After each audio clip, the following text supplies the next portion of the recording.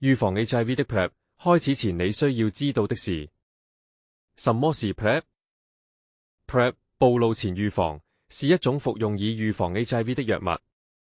它在單一粒藥片中含有兩種有效成分 Tenofovir disoproxil 及 Emtricitabine。按照處方服用時，它能阻止 HIV 在你體內繁殖。研究顯示，只要正確服用 ，PrEP 在預防 HIV 方面非常有效。開始前要點：你必須是 HIV 陰性才可以開始。你的醫生會在你開始之前以檢測確認這一點，而在你服用 PrEP 期間，你亦會定期接受檢測。PrEP 按照處方服用時非常有效。研究顯示，每日服用 PrEP 可把因性行為而感染 HIV 的風險降低超過99%。全球有少數人在服用 PrEP 期間感染了 HIV。這些罕見個案通常涉及抗藥性病毒株或體內藥物分量不足。按照指示服用才是它發揮作用的關鍵。PrEP 只能預防 HIV， 它不能預防其他性傳播感染 STI， 例如梅毒、淋病或衣原體。安全套可以降低這些感染的風險，而定期接受 STI 檢測亦是服用 PrEP 的一部分。PrEP 可能影響你的腎臟，罕有情況下，腎臟過濾功能可能會下降。這種影響通常輕微，並會在停用 PrEP 後恢復。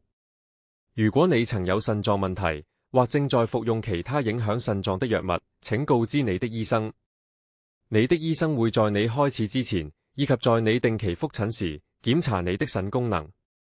對骨質密度有輕微影響。如果你有骨質疏鬆、骨骼脆弱，或有任何一方面的家族病史，請告知你的醫生。你的醫生會在你開始之前檢查你的乙型肝炎 Hepatitis B 狀況，因為 PrEP 中的藥物同時對乙型肝炎有作用。有些人在開始服用時會出現輕微腸胃不適、噁心、腹脹、大便較稀，這通常會在最初幾星期內緩解。定期復診很重要。請計劃每3個月進行一次全面的性健康檢查，並與你的醫生會面跟進。如果你在任何時候出現任何令你擔心的症狀，請與你的醫生商談。如何服用 PrEP？ 你如何服用 PrEP 取決於你最常進行哪種性行為，因為藥物在不同組織達到保護水平所需的時間並不相同。對於進行肛交的男同性戀者及雙性戀男士，這裏有2個選擇，兩者都很有效。每日 PrEP。開始每日服用1粒藥片，在連續服用每日藥片約3天後，你便對肛交受到保護。如果你需要更快得到保護，可以把2粒藥片一起服用作為你最初的第一劑，這樣在約2小時內便能達到保護水平。之後，繼續每日服用1粒藥片，持續每日服用1粒藥片，不必每日在同一時間服用，不過固定時間會較容易記住。停用，在你最後一次肛交之後，繼續服用 PrEP， 之後24小時服1粒，之後48小時再服1粒。這額外2天能維持保護水平，以覆蓋任何近期的暴露。然後你便完成了。按需 PrEP 2.1.1。按需服用在進行肛交的男同性戀者及雙性戀男士中已有充分研究。在埃貝記試驗中，他把 HIV 風險降低約86%，在正確服用下，後續研究中更升至約97%。2粒藥片一起服用，在性行為前2至24小時，在第一次雙倍劑量之後24小時服1粒藥片，在之後24小時，即首劑負荷劑量後48小時服1粒藥片。如果性行為持續數天，繼續每24小時服1粒藥片，並在你最後一次性行為之後48小時服用你的最後1粒。要點：按需服用只適用於 PrEP 的 Tenofovir disoproxil 斜線 Emtricitabine、TDF 斜線 FDC 劑型、Truvada 及其仿製藥。為24小時及48小時的藥片設定鬧鐘。按需服用最常見的失敗原因是在性行為結束後忘記服用後續藥片。哪些後續藥片才是保護所在？如果你帶有乙型肝炎、按需 PrEP 並不適合你。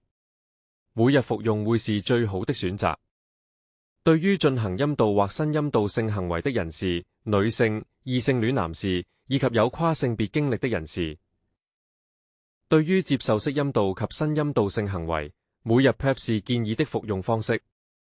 Tenofovir 在這些組織達到保護水平所需的時間，比肛交更長，所以每日服用能提供最可靠的保護。開始，每日服用1粒藥片。在連續服用每日藥片約7天後，你便對陰道及新陰道性行為達到保護水平。與肛交不同，雙倍劑量的快速開始並不能縮短這段時間，所以請給予完整的7天。持續，每日服用1粒藥片。停用，在你最後一次有風險的性行為之後，繼續每日服用1粒藥片，維持28天。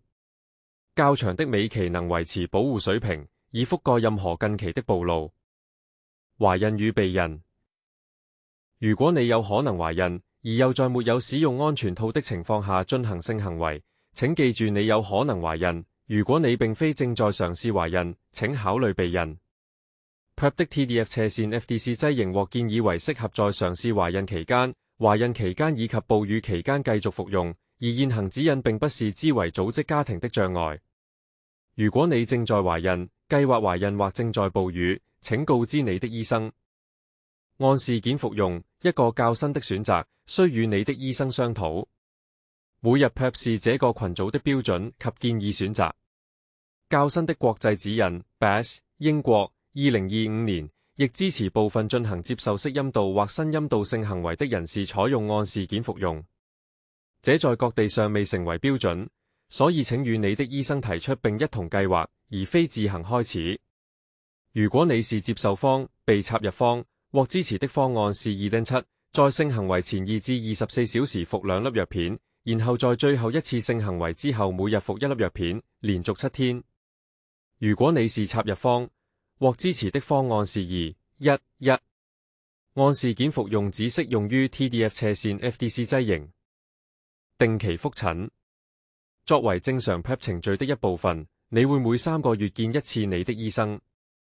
這是為了取得新處方，進行全面的性健康檢查以及腎臟檢查，同時也是一個好機會去商談任何副作用。約見你的醫生。PrEP 是一種處方藥物。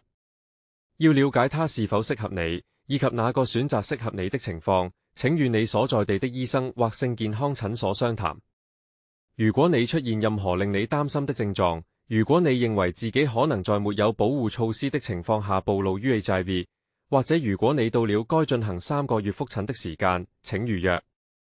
此資訊屬一般性質，並不能取代個人化的醫療建議。PrEP 是一種處方藥物。請與你的醫生商談它是否適合你。Dr. George Fogan Smith，全科醫生，GP。